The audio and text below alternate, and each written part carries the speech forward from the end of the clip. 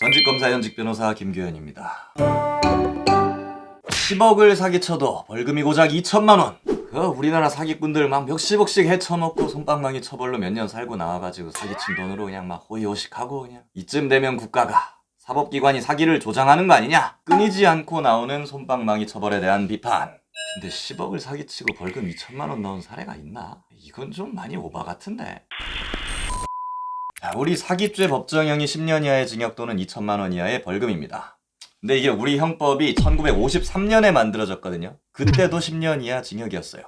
하나도 안 바뀌었어. 자, 근데 1950년대 우리나라 평균 기대 수명이 이거 봐봐요. 47세였습니다. 2015년에는 평균 수명이 82세입니다. 수명이 거의 2배로 늘었어요. 그러니까 이 형법이 생긴 1953년 당시에 징역 10년이면은 엄청난 거죠. 지금으로 치면 거의 징역 20년급은 되는 거야. 인생의 4분의 1 정도 되잖아. 자, 근데 70년 동안 평균 수명은 2배 가까이 늘었는데 그럼 최대 형량도 15년, 20년 최소한 이 정도는 돼야 되지 않나? 법정형 그대로란 말이죠. 자, 이거 좀 문제가 있다 이거야. 징역형 말고 벌금형도 한번 알아볼까요? 1953년 제정 당시 형법이에요. 사람 기망하여 어쩌고저쩌고 한 자는 10년 이하의 징역 또는 5만 환 이하의 벌금에 처한다. 자, 그 당시 화폐 단위가 원이 아니고 환이었네요. 자, 5만 환. 네, 열심히 검색해서 찾아봤습니다. 자, 이걸 원화로 하면 대략 1,300만 원 정도 된다고 합니다. 근데 물가랑 소득이 그동안 얼마나 올랐죠? 자, 물가는 1965년 대비 2022년 물가가 약 107배 올랐습니다. 50년대 자료가 없어서 60년대 자료로 했어요. 자, 그리고 우리 한강의 기적을 이뤄냈잖아. 1인당 국민소득 276배 올랐습니다. 자, 70년 동안 국민소득이랑 물가가 이렇게 올랐는데 벌금형 상한액은 1,300만 원에서 2천만 원.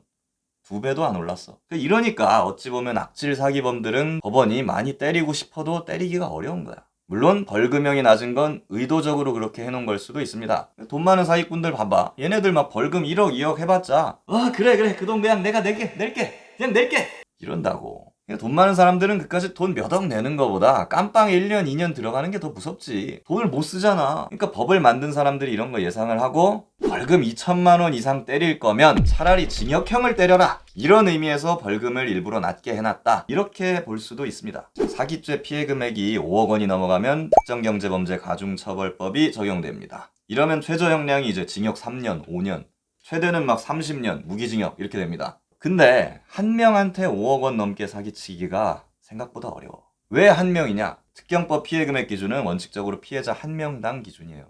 이게 피해자 여러 명이라고 이게 합산을 해주지 않는단 말이야. 5천만 원씩 10명한테 사기쳤다. 특경법 적용 안 돼요. 그냥 10년 이하짜리 사기죄가 10개인 거야. 근데 경합범 가중에도 최대 1.5배밖에 안 돼. 그러니까 15년까지밖에 못 때리는 거죠. 물론 방법이 없진 않아요.